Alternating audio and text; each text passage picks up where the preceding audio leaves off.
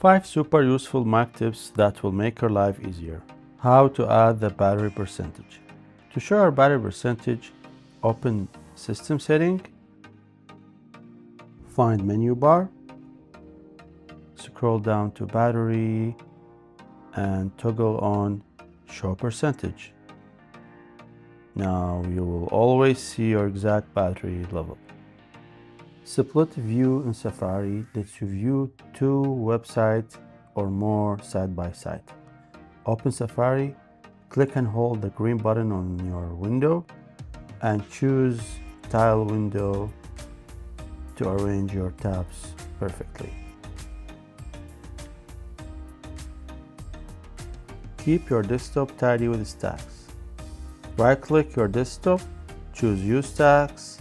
Your files will neatly group by type. Add Bluetooth to menu bar. To add Bluetooth to your menu bar or Control Center, just open Control Center and find the Bluetooth icon. Click and drag the Bluetooth icon directly to the Control Center, and you can do the same with the menu bar. Now it's always at your fingertips. If you want more space to work, use multiple desktops. Swipe up with 3 fingers or 4 to open Machine Control.